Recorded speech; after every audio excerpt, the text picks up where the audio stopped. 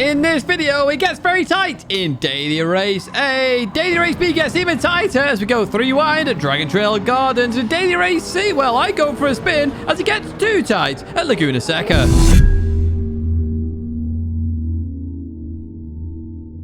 Hello everyone and welcome back to the Gran Turismo weekly race guide here in 2025. Week 24, and we have an interesting week. Some parts of it you'll like, some parts of it you won't like. But first up, what I expect, or what I assume you will like, should I say, is in the background, Renault Clio V6s at Brands Hatch Indy. We're doing 8 laps here, grid start on sports medium tyres. Bop is on for these cars, and you can apply the livery if you want to. Some good liveries in the background there for you to look at.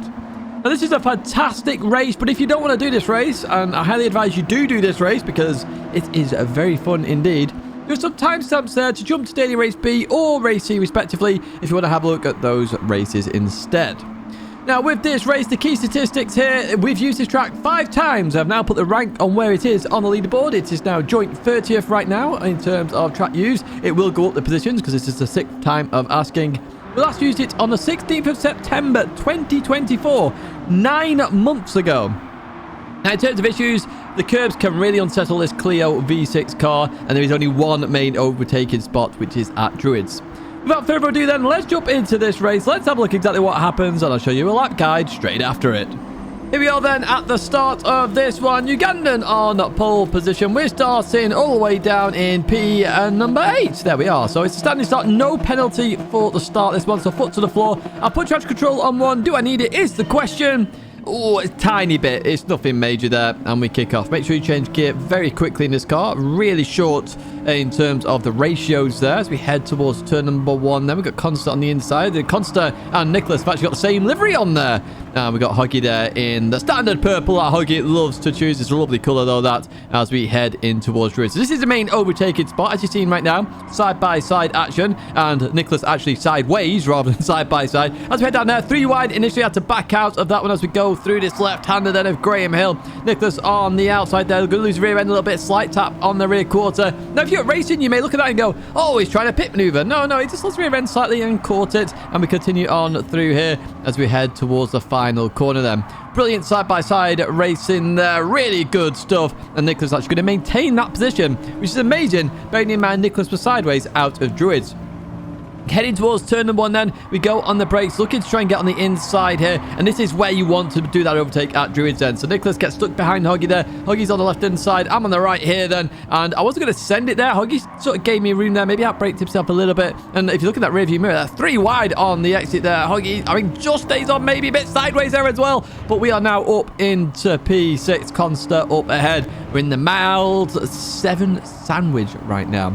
Right, anyway, we're going to head towards this right-hander, slow it down here, and nearly into the back of Constant as we go through this corner, and I do love the rear wing on there. It reminds me of a 6R4, actually, just the look of that car. Anyway, we get on the inside of Constant here then, and the run towards turn number 1. We've got very brisket 25 on the left-hand side as well, as we go onto the brakes and looking to slow the car down. Got to control the weight as we go through Paddock Hill, and that we do indeed. Got to get some room on the exit as well, and we do that. We are now up into P4, Constant very close behind them as we go into Druids once again for the 3rd time of asking.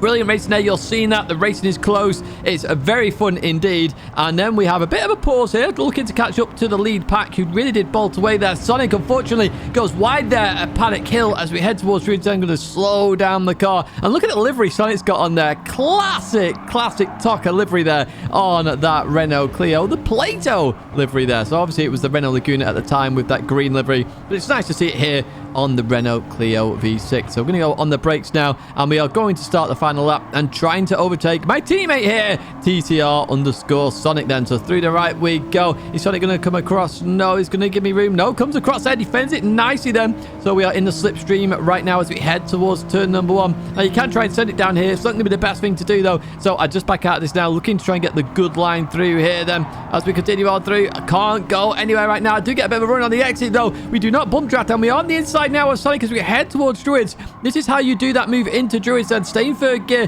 Sorry, out of the corner. I've got to give some room to Sonic there on that left-hand side. That I do. We head towards Graham Hill. Sonic's going to send it down the inside. Got to give some room here. Very hard to go side by side, but we make it work there. And I do maintain that third place after getting it off Sonic. Brilliant, brilliant, brilliant racing. Shout out to you, Sonic, as always. And that is what TCI is all about as well as we head towards the line there. Coming home in P3. Congratulations to Ugandan there for the race victory. Kiwi in here again. But this is a fantastic race. It really is. Now, the point scoring system, I've changed a little bit. I've taken 2 of the options out of the scoring system for A and B because we're never going to see it in A and B. And this is more of the beginner race and the fun car race is what I've called it. So 7 out of 8 there. So it's nearly a full score for this one. It's fantastic, this one. I really do enjoy it. So in terms of a lap guide then, on the left-hand side, you have this marshal box there. You need to brake just before that. It's just after the 2 marker, but the marshal box is a real good marker here.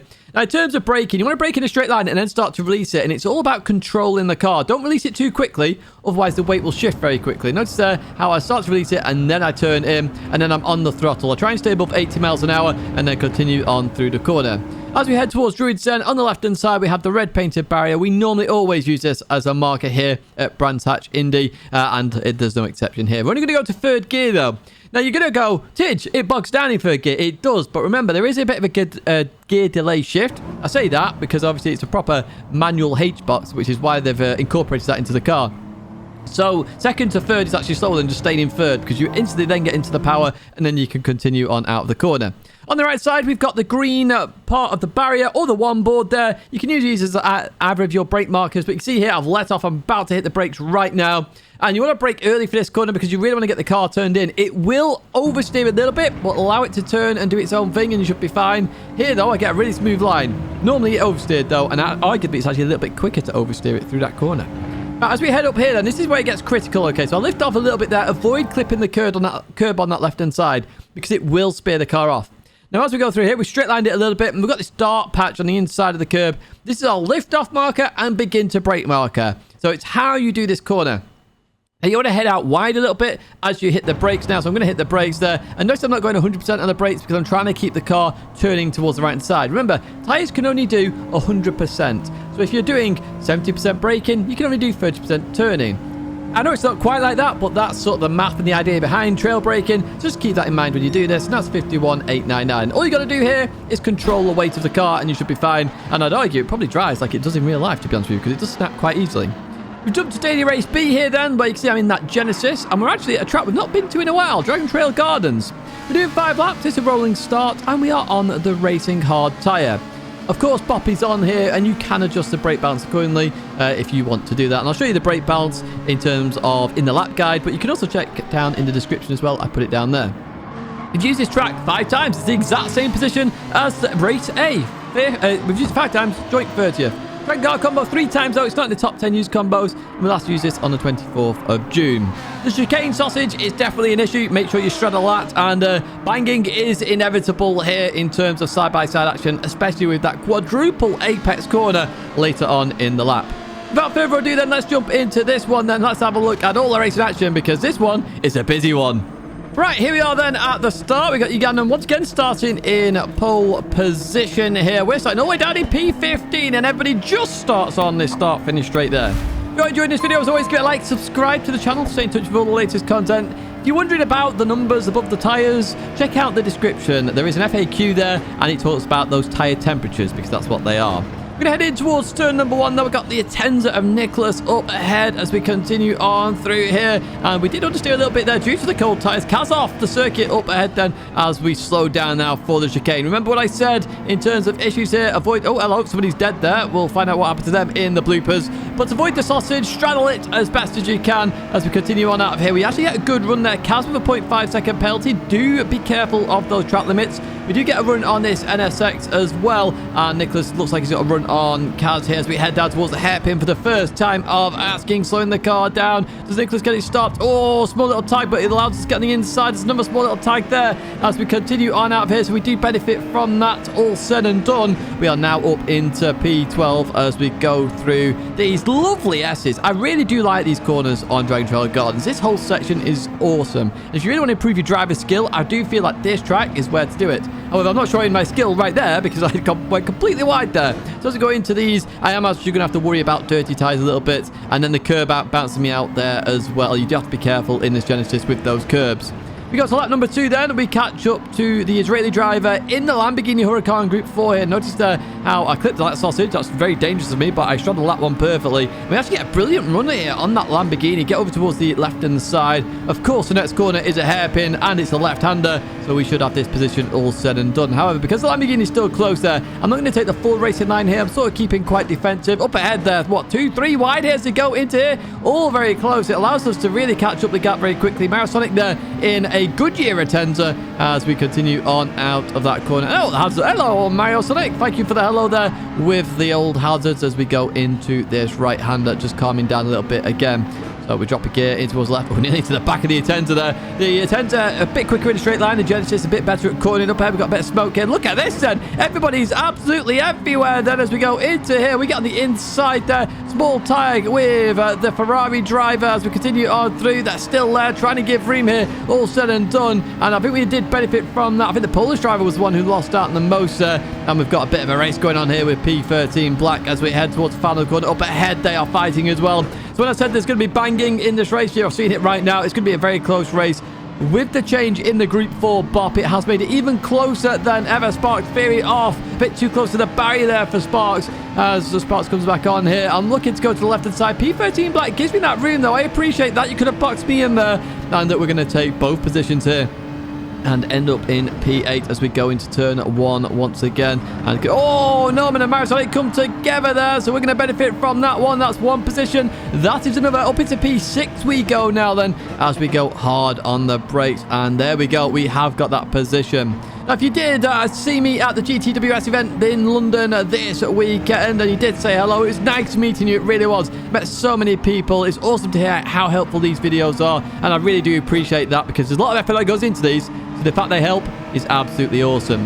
Get back into this race then. We've got Fred up ahead who just understands a little bit. Nicholas in the Attenza trying to go around the outside here. Is that going to work is the question. Fredo gives some room there. Beautiful racing here between the two drivers up ahead as we continue on through. Fredo keeps the position. Well played there. I love that corner. 4-8. It reminds me of Turkey actually. The Istanbul track. But obviously that's counterclockwise. This is clockwise. But it still gives that same sort of feeling.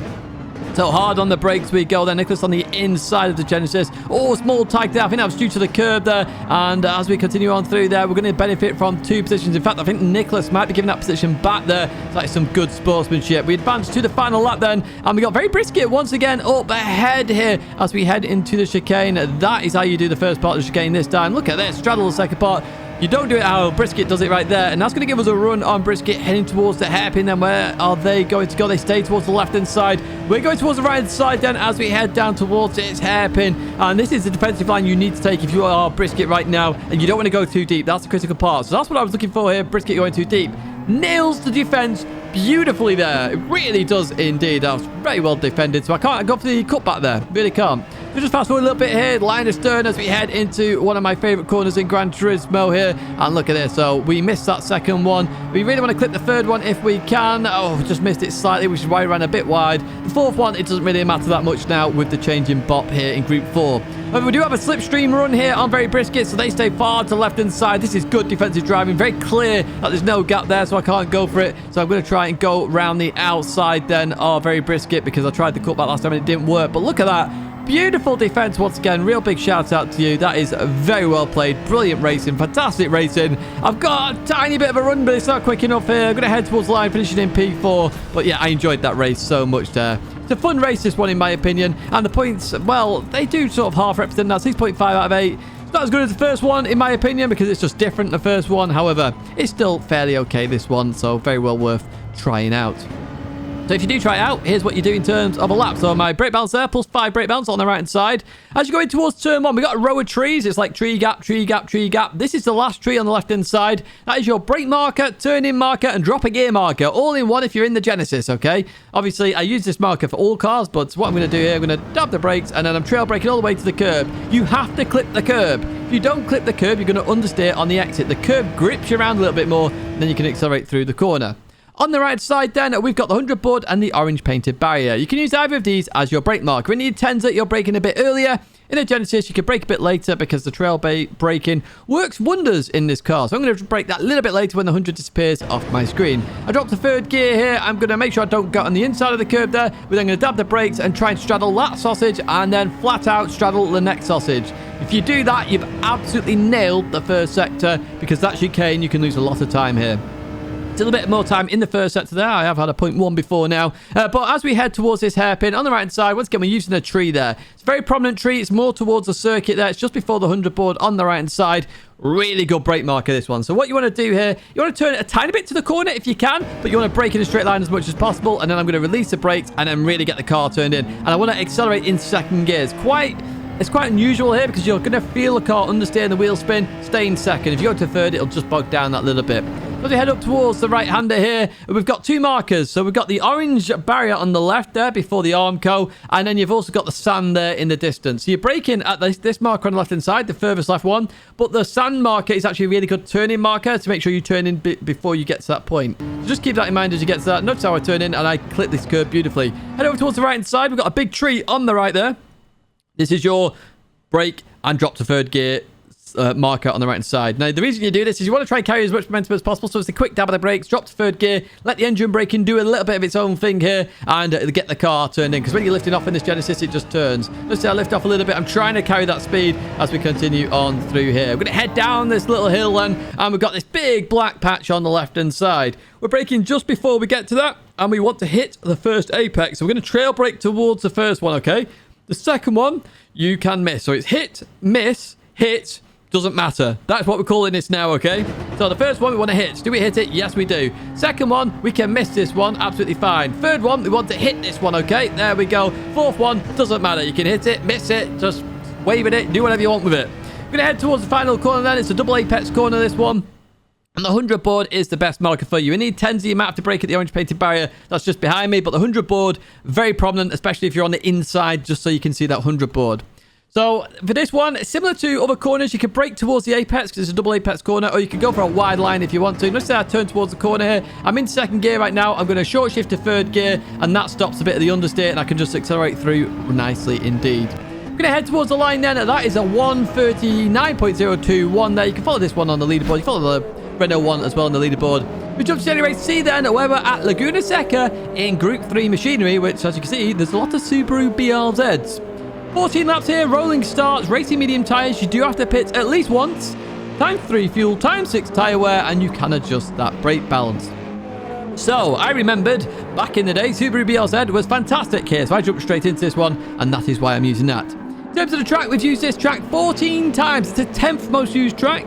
Track and car combo only 6 times though, so it's not in the top 10 used combos at least. We last used this on the 3rd of March 2025. It is quite hard to overtake here, and the corkscrew can be exceptionally dangerous at the moment in terms of Group 3, so you are going to have to be careful here. It is hard to overtake. Look out for those mistakes. Try not to make any of your own, and you should progress through the field. Let's jump into this race then, and let's have a look at exactly what happens. Here we are then at the start of this final race then. We're starting in P14, and unfortunately for us, Laguna Seca still has the same problem with the rolling starts as always. We're starting even before the last corner there. Very frustrating indeed.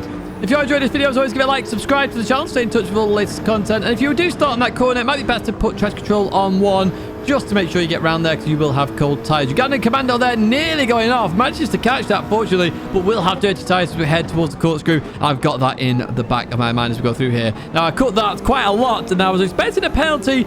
Fortunately, I do not get a penalty in this instant, thankfully. And again, there I got very, very sideways as well. So as we head towards this right-hander, Ugandan got it slightly wrong. We're going to go on the outside of Ugandan Commando as we go through here. Unfortunately, we're just going to get a small tap on that rear quarter, and that sends us absolutely flying there as we spin around. Now you can see on the old radar there, Ugandan has waited up there, so I appreciate that. We'll have a look at the bloopers though, and I'll have a look a bit more in depth as to exactly what happened in that incident. So we've got quite a way to catch up there. Consta's in the pits there on lap number 1. That's to avoid the traffic and really have a go at the strategy here. Up ahead, Max Power had slowed down there. And we've also got a bit of a cameo there from Iona there, a little baby Tidge, as we head towards turn number 1.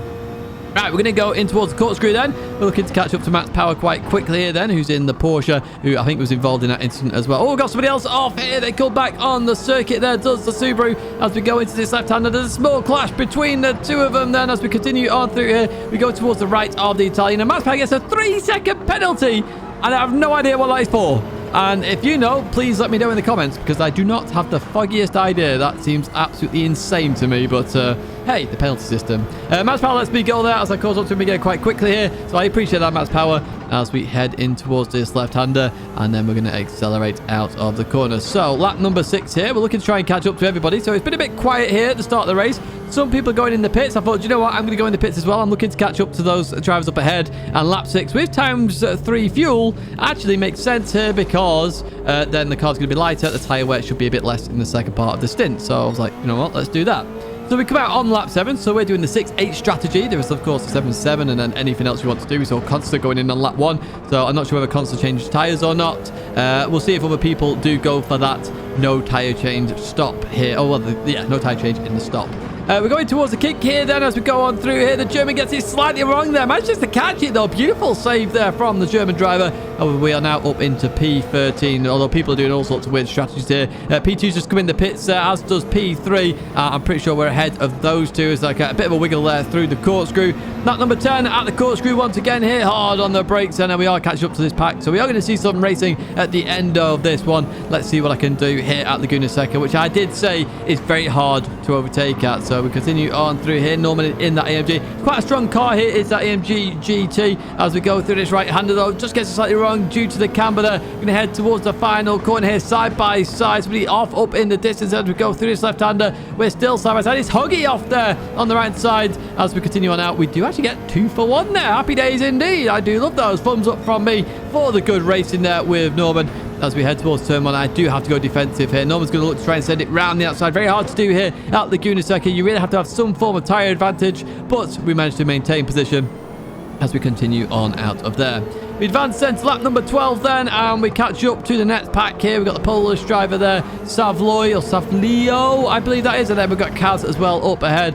So as we go through this right-hander, looking to try and maintain some speed there. The Polish driver off there. Where are they going? They're sort of in the middle of the track. So I go towards the left-hand side there. They maintain that racing line then. And we are up into P8. Look at this. We're making progress here at Laguna. Very hard to do. There's only a couple of overtaking spots really. Turn 1 being the best one in my opinion. We're going to head towards the kink where most mistakes are going to happen this week for sure. And we actually managed to nail that beautifully.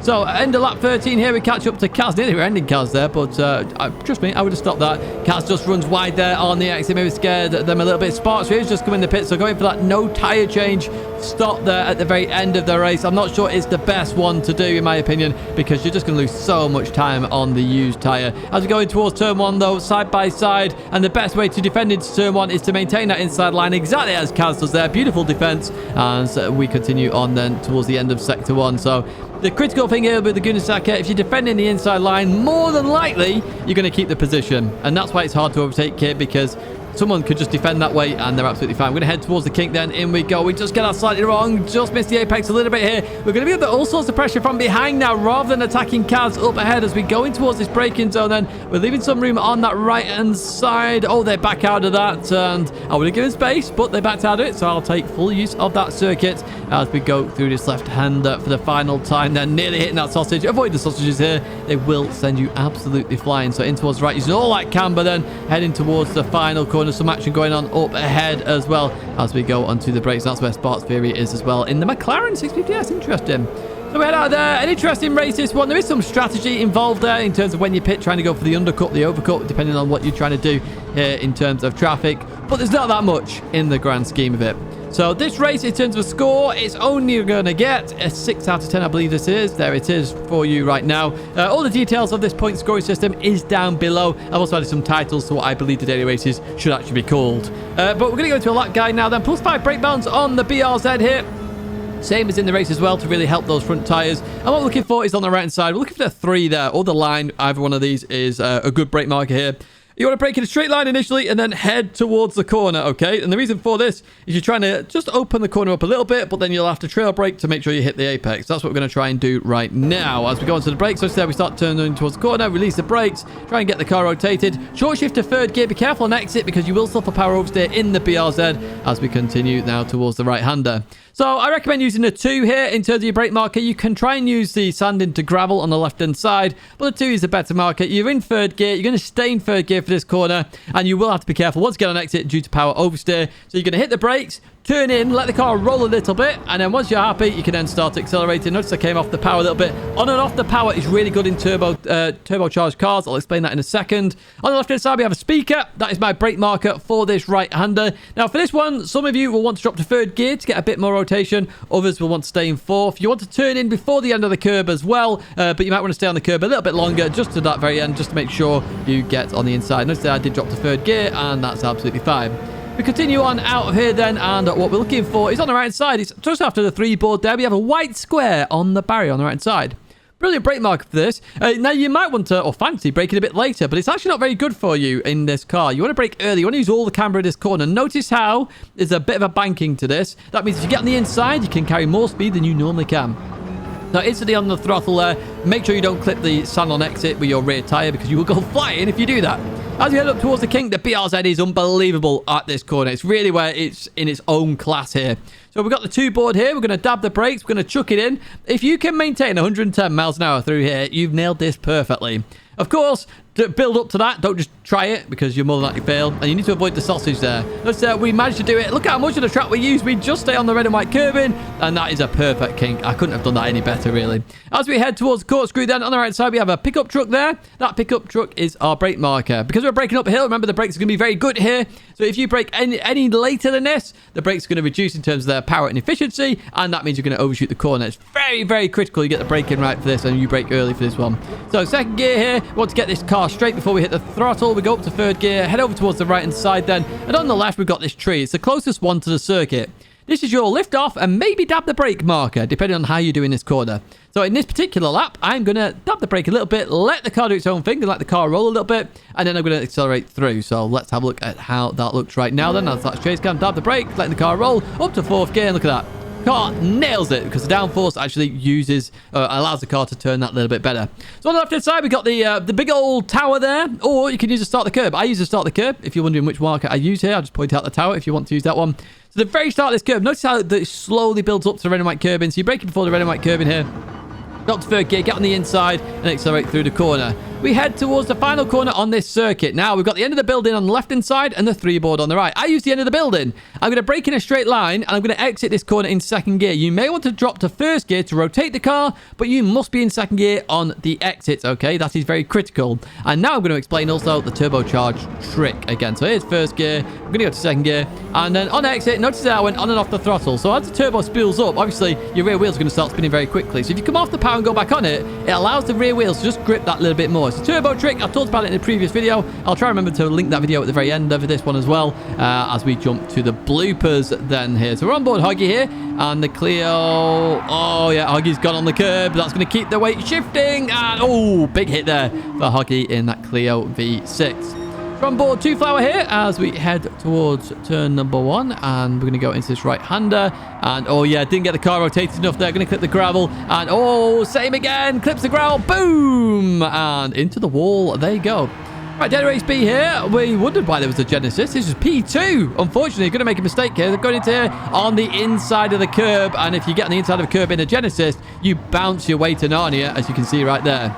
So P13 Black, I wanted to check this myself actually. So as we go through here, what actually happened? Was it my fault? Was it not my fault? So we got a Polish driver who's had an incident or something here. So as we go to this right-hander, we're going to continue on through. I'm sort of there, so there's a bit of contact between us two. And then as we continue on through, yeah, that's just racing. That you can't really do much else there in the grand scheme of it. It's just one of those situations where there's too many cars for one piece of the tarmac. Final corner then, Norman goes into the back of Max Power here. Max Power goes sent flying, should I say. So we'll continue on through here. Norman's going to get a penalty, but also going to wait up for Max Power anyway. So that's good sportsmanship there. Now I see Sparks Fury heading towards the pit wall for reasons unknown to science. Right, here we go. So this is the incident now. So as we go through here, Ugandan said sorry for this, but actually the Italian just taps Ugandan on the rear, which pushes Ugandan into me, and that sends me flying. If you look on the right there, you see Max Power going rally crossing there, so also involved in the incident. So, you know, everyone was unsure. Now, it's just a racing incident at the end of the day. Small mistake, and it's just a big accident. Max Power here then has nowhere to go, really, and takes avoiding action there. Ugandan was waiting up as well. And so, yeah, Max Power, unfortunately, a victim there through no fault of his own. But he's going to do this. I thought I'd keep this bit in. Going to go for the good old, what's this called? A J-switch? J-turn? J-turn, that's the one. And then gets out beautifully. Right, here's the Italian then, who was involved in that incident earlier on here. So we go onto the brakes, turns in, third gear out. Oh, the weight was still on that right rear quarter, and sent the car flying there. Got a yellow flag up ahead. So what happens here then? We're on board Rio. Another P2! My word, all the P2s have been in it today. It's the bottle job position there. Clips the curb on the left, and once again, the BLZ goes flying. This car, if it even remotely gets unsettled, goes absolutely flying. Right, we've got Bad Andy now as we head towards the kink here. Going to go through the corner. Oh, hit the sausage on the inside, and that sends them out. You're going to see that a lot this week, folks. You will see it a lot. So, yeah, pre-warning to that one. We're going aboard Kemp now. So, last corner here, going into this one. Oh, clips the sausage, and I just said it. You unsettle this BRZ even remotely, and it goes absolutely flying. So, going for the old donut switch. Oh, look at that. That's beautiful, Kemp. Well played, mate. And continues on out of that corner. So we got aboard Hoggy then. We did see Hoggy off the circuit during the race then. So as we go through here, oh, they're about to go. Well recovered here by Hoggy as we go into this final corner. Just brace yourself a little bit here, and then you're going to be off the circuit. If you have enjoyed this video, as always, give it a like, subscribe to the channel, stay in touch with all the latest content. It's a good week, in my opinion, this week. Laguna should have been probably another track, to be honest with you. Le Mans would have been useful, bearing in mind we are Le Mans week. If you have enjoyed this video, as always, get a like, subscribe to the channel, check out my partners down below, including Fanatech, GT Mega, and Coach Dave Academy. 2 videos there to check out, and I hope to see you in another video or live stream again very soon.